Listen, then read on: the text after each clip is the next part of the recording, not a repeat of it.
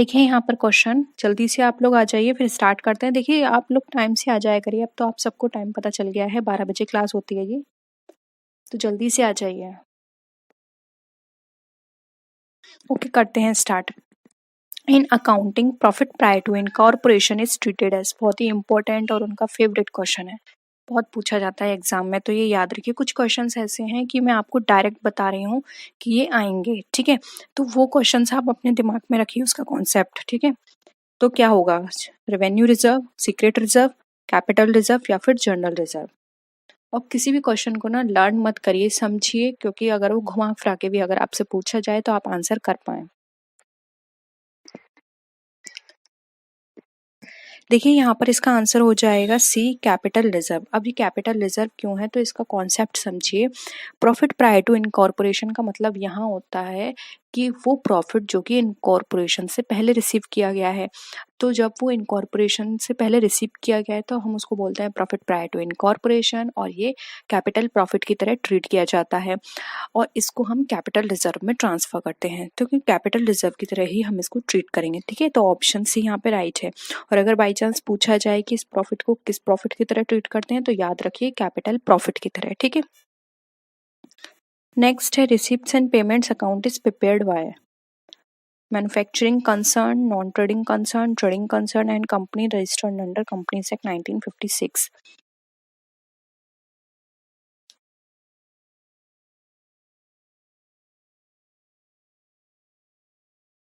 ये भी बहुत पूछा जाता है क्वेश्चन, सिंपल है, नॉन ट्रेडिंग कंपनी बनाती हैं, इसलिए ऑप्शन बी हमारा राइट आंसर होगा, ठीक है। नेक्स्ट है ओनर्स इक्विटी स्टैंड्स फॉर। अब ओनर्स इक्विटी का मतलब क्या है, फिक्स असेट्स में अगर हम फिक्स्ड लाइबिलिटीज माइनस करें, या फिर फिक्स असेट्स में करंट लाइबिलिटीज, करंट असेट्स में फिक्स्ड लाइबिलिटीज, या फिर total assets minus total outside liabilities, बताइए।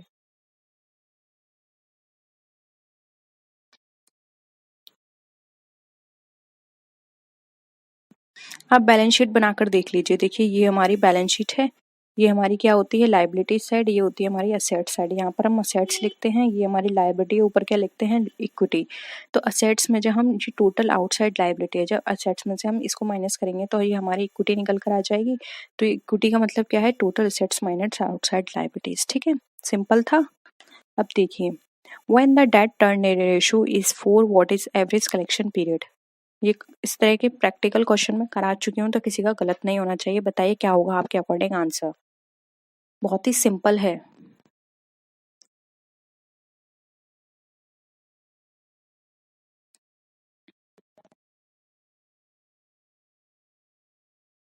जल्दी से आंसर करिए और वीडियो को लाइक भी कर दीजिए, और आप जिस भी ग्रुप में आपके और फ्रेंड्स हैं वहां इसको शेयर कर दीजिए।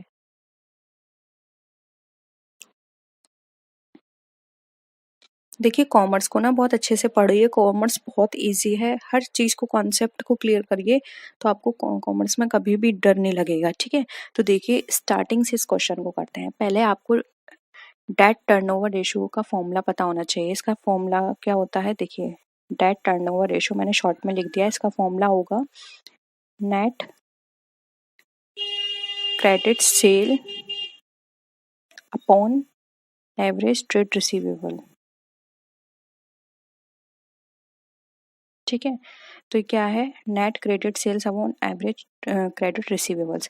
अब डीटीआर तो हमें ऑल पहले से दिया हुआ है 4, तो हमें क्या निकालना है, एवरेज कलेक्शन पीरियड। अब एवरेज कलेक्शन पीरियड का फॉर्मूला आपको क्या पता है, ऊपर आप लिखते हैं टोटल मंथ्स, तो टोटल मंथ्स हमारे यहाँ पर कितने दिन होते हैं, 12 मंथ्स, जो कि अंडरस्टूड है सबको। और नीचे क्या लिखते हैं, डेटर, या फिर हम डेटर टर्नओवर रेशियो, ठीक है, यानी कि डीटीआर। तो अब 12 में 4 का कर दीजिए, सिंपल है, 3 आंसर आ गया, 3 मंथ्स, ठीक है, सिंपल था। नेक्स्ट है in marginal costing contribution is equal to sales minus fixed cost, sales minus variable cost, sales minus profit, या फिर sales minus variable plus fixed cost.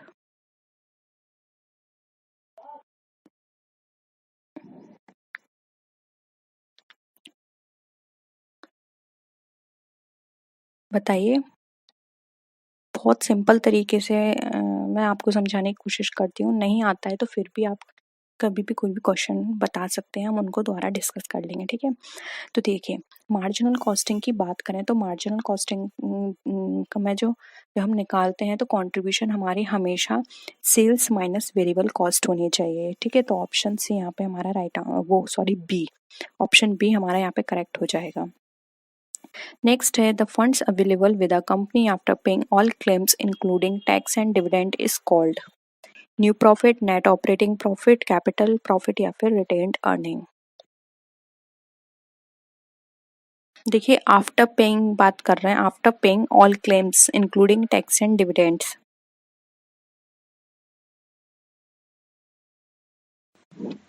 Right answer क्या होगा?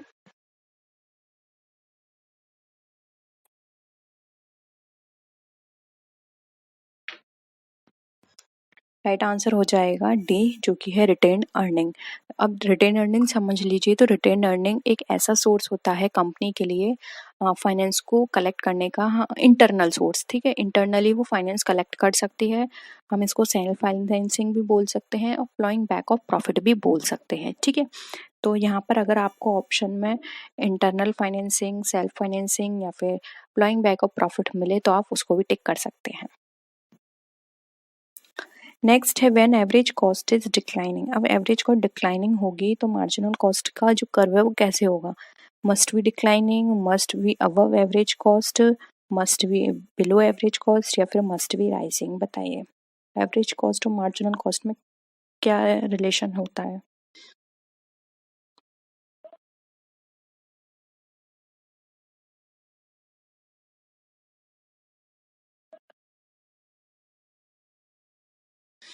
क्या हो जाएगा आंसर? देखिए, सी यहाँ पे राइट आंसर होगा। जब भी हम एवरेज कॉस्ट डिक्लाइनिंग की बात करते हैं तो मार्जिनल कॉस्ट हमारा हमेशा एवरेज कॉस्ट के बिलो रहेगा, क्योंकि जो एवरेज टोटल कॉस्ट होती है उसका जो कर्व होता है मार्जिनल कर्व के ऊपर ही रहता है, इसलिए यहाँ पर ये हमेशा उसके बिलो रहेगी, ठीक है। तो ऑप्शन सी यहाँ पे करेक्ट है।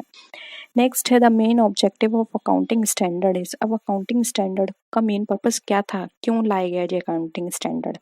To prepare the accounting reports which is easily understood by common man, या फिर to comply with the legal formalities. Third है हमारा to harmonise the diversified accounting practices. Fourth है हमारा to comply with the requirements of the international accounting standards.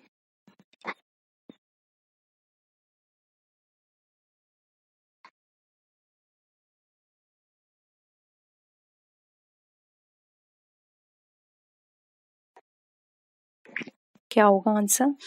देखिए, answer हो जाएगा यहाँ पे C, to harmonise the diversified accounting practices. देखिए, हर जगह बहुत सारे रूल्स हैं, हर जगह हर कंपनी के अकॉर्डिंग। कभी ऐसा नहीं हो कि कोई कंपनी कुछ और फॉलो करे या कोई इंस्टीट्यूशन कुछ और फॉलो करे, तो इस वजह से सिर्फ एक अकाउंटिंग स्टैंडर्ड ये बनाया गया है जिससे कि जितने भी रूल्स एंड रेगुलेशंस हैं उनमें क्या रहे, हार्मनी रहे, ठीक है। यानी कि सारे रूल सबके लिए सेम रहे, ये बनाने का इनका मेन पर्पस था, इसलिए ऑप्शन सी हमारा राइट आंसर हो जाएगा। नेक्स्ट है income and expenditure account of non profit organisation is a real account, nominal account, personal account या फिर रिप्रेजेंटेटिव अकाउंट।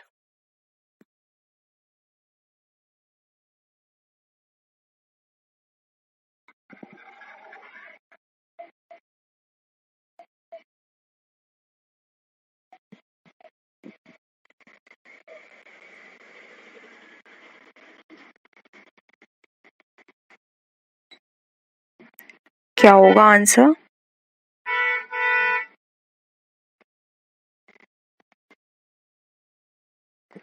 आंसर हो जाएगा बी, नॉमिनल अकाउंट, क्योंकि हमारे जितनी भी इनकम्स एंड एक्सपेंडिचर्स होती हैं वो हमारी नॉमिनल अकाउंट में कंसिडर की जाती हैं, ठीक है।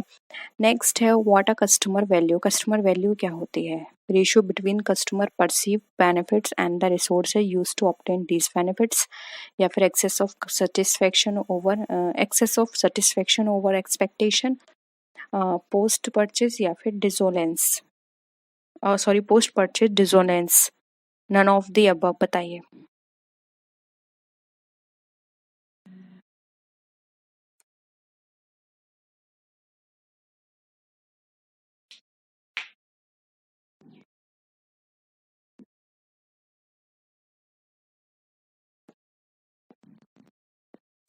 क्या हो जाएगा? ऑप्शन ए,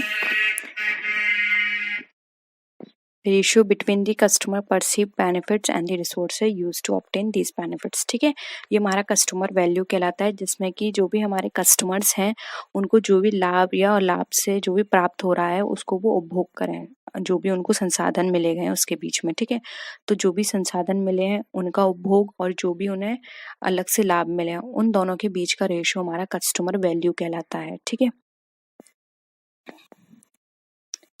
नेक्स्ट है which is used for short term sales achievement, यानी कि जो हमारा शॉर्ट टर्म सेल्स अचीवमेंट होता है, अल्पावधि बिक्री उपलब्धि, उसका उपयोग हम किस तरह करते हैं? पर्सनल सेलिंग के द्वारा, एडवर्टाइज करके, सेल्स प्रमोशन के द्वारा या फिर पब्लिक रिलेशन से?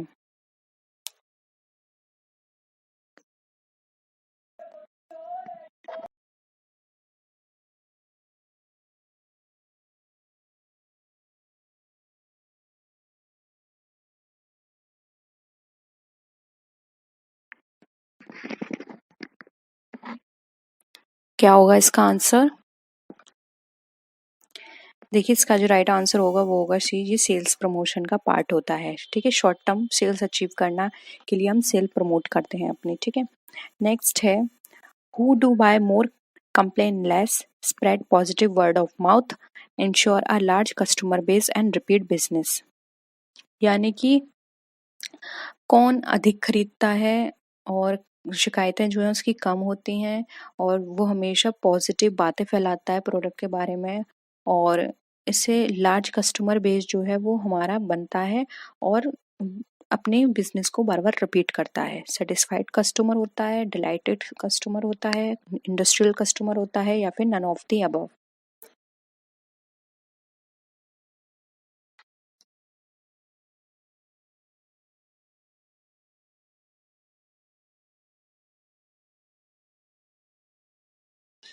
देखिए, यहाँ पर ऑप्शन बी हो जाएगा डिलाइटेड कस्टमर, क्योंकि सेटिस्फाइड इसलिए नहीं होगा क्योंकि कंप्लेन लेस थी है। तो सेटिस्फाई की तो कोई कंप्लेन होनी नहीं चाहिए, जब मैं किसी चीज़ से सेटिस्फाई हूँ तो कंप्लेन नहीं होगी। ठीक है, तो एक इस पॉइंट से हम बोल सकते हैं कि सेटिस्फाई कस्टमर नहीं होगा, डिलाइटेड कस्टमर यहाँ पे हमारा राइट आंसर हो जाएगा।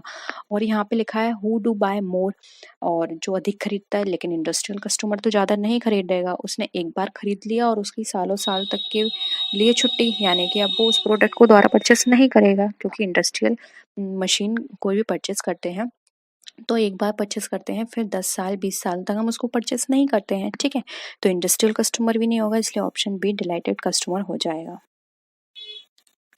नेक्स्ट है there are impulses which persuade a customer to buy certain products without evaluating the positive and negative value of the same। यानी कि हमें ऐसा बताना है वह कौन सा आवेग है जिसमें ग्राहकों को पॉजिटिव के साथ साथ नेगेटिव मूल्य, वो कुछ भी नहीं करता, ना वो पॉजिटिव चीज़ देखता प्रोडक्ट की, ना वो नेगेटिव चीज़ देखता है, बस वो प्रोडक्ट को खरीदने के लिए तैयार हो जाता है। इमोशनल मोटिव्स कहते हैं, ब्लाइंड मोटिव कहते हैं, इगोइस्टिक कहते हैं, या फिर Lord of the above?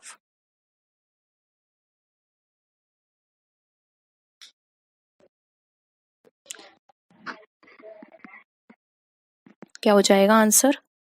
D, all of the above. अब देखिए क्यों।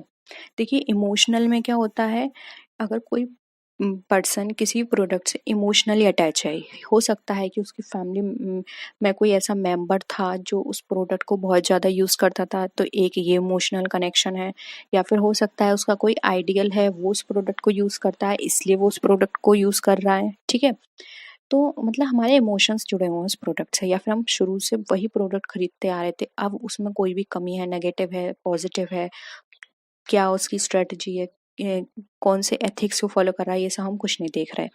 फिर है ब्लाइंड मोटिव।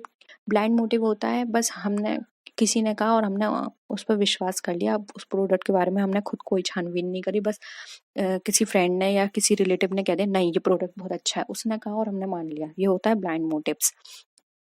या फिर खुद कंपनी ने ही हमसे कहा कि हमारे प्रोडक्ट में ये फैसिलिटी है या फिर ये फीचर्स हैं, और हमने ब्लाइंडली उस पर विश्वास कर लिया। ईगोइस्टिक होता है, हमारा ईगो है। फॉर एग्जांपल कोई बहुत बड़ी कंपनी है और उसका प्रोडक्ट जो है वो ब्रांड बेस्ड है, तो मैंने कुछ भी नहीं सोचा उसके बारे में, वो कंपनी क्या करती है, उसके कंपनी का मोटो क्या है, प्रोडक्ट क्या है, प्रोडक्ट में इंग्रेडिएंट क्या है, प्राइस कितना है, या फिर अदर जो राइवल कंपनी है वो उसके अकॉर्डिंग उसके कंपैरिजन में और भी अच्छा दे रही है। मैंने ये कुछ भी नहीं देखा, बस मैंने क्या किया अपने ईगो के अकॉर्डिंग कि हाँ वो यूएस की कंपनी है, मेरा ईगो है, मुझे अपने फ्रेंड्स को दिखाना है कि हाँ मैं यूएस कंपनी बेस्ड प्रोडक्ट को यूज करती हूँ, तो ईगो के कारण मैंने वो प्रोडक्ट खरीद लिया। ठीक है, तो इसलिए यहाँ पर तीनों ही ऑप्शन करेक्ट हैं, इसलिए all of the right answer हो जाएगा। ठीक है, बहुत सिंपल था तरीके। आई होप यहाँ पर आपको ये समझ में आया होगा। नेक्स्ट है which subject is relevant to the study of consumer behaviour, economics, psychology, sociology या फिर all of the above.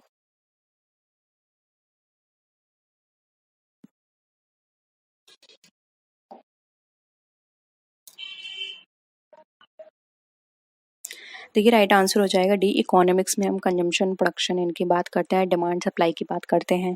Psychology में हम माइंड की बात करते हैं कि एक कस्टमर किस तरह से सोचता है किसी प्रोडक्ट के बारे में। सोशियोलॉजी में हम सोसाइटी के बारे में देखते हैं कि एक सोसाइटी के लिए कैसा प्रोडक्ट होना चाहिए। तो कंज्यूमर बिहेवियर ओवरऑल हमारा इन तीनों में ही कवर किया जाएगा। ठीक है, नेक्स्ट है find an correct statement. Customer attitudes can be summarized an evaluation of an object. Attitudes are learned. Attitudes are synonymous with behavior. Attitudes है motivational qualities। बताइए कौन सा स्टेटमेंट हमें इसमें लगता है कि जो कि करेक्ट है।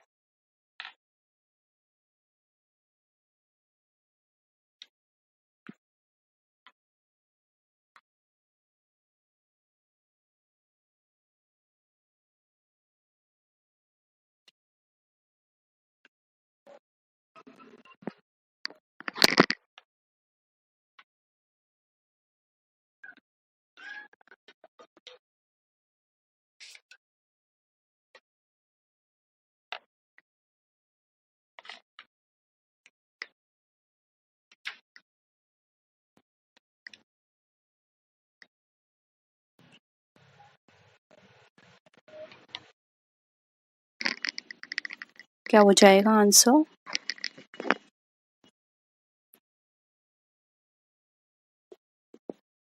इसका आंसर होगा C, attitudes are synonymous with behaviour. यानी कि जो हमारा है या हमारा सोचने का तरीका है किसी प्रोडक्ट को लेकर या बिहेवियर है वो हमारा चेंज होता रहता है। कस्टमर का एटीट्यूड सिनोनिमस है, कभी भी चेंज हो सकता है। वैसा नहीं है कि मैं किसी प्रोडक्ट को यूज़ कर रही हूँ तो हमेशा करती रहूँगी। हो सकता है आगे जाके मेरा उस प्रोडक्ट के लिए मन बदल जाए या फिर हो सकता है मुझे तो कभी और आगे जाके कोई और प्रोडक्ट पसंद आ जाए। इसलिए मेरा एटीट्यूड बिहेवियर क्या है, हमेशा मेरा चेंज होता रहता है, सिनोनिमस है। ठीक है, who is considered father of scientific management. बताने की जरूरत नहीं है, डायरेक्ट इसका आंसर करिए, बहुत पूछा जाता है, आप सबको ही पता होगा। Father of scientific management is F.W. Taylor. ठीक है, नेक्स्ट क्वेश्चन है who did give the concept of hierarchy of needs. Again very simple है, डायरेक्ट आंसर करते हैं A.H. मैस्लो। ठीक है, नेक्स्ट है induction of employees relates to. अब जो इंडक्शन है वो किसमें कंसिडर किया जाता है, organisational awareness, training programme, introduction या फिर assignment of duties.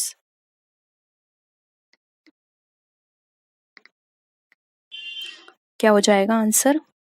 Option C, introduction. देखिए इंडक्शन का मतलब होता है इंट्रोडक्शन ऑफ एम्प्लॉयज से। ठीक है, तो ऑप्शन सी यहाँ पे हमारा करेक्ट है। नेक्स्ट है kinked demand curve is relates to monopoly, discriminating monopoly, oligopoly या फिर perfect competition. Kinked demand curve बहुत पूछा जाता है, अगेन इम्पोर्टेंट है तो याद रखिए।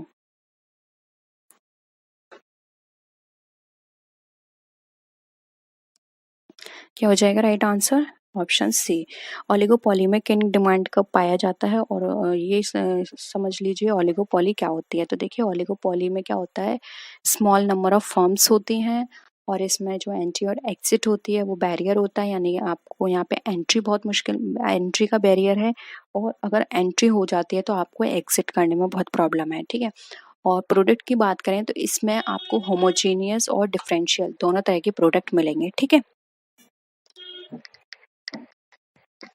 नेक्स्ट आते हैं who is not associated with HRM।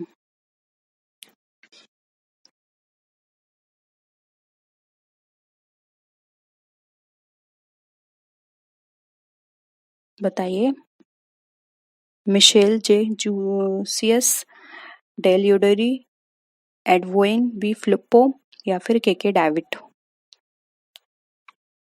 देखिए इसमें से जो केके डेविड हैं वो हमारे HRM से रिलेटेड नहीं।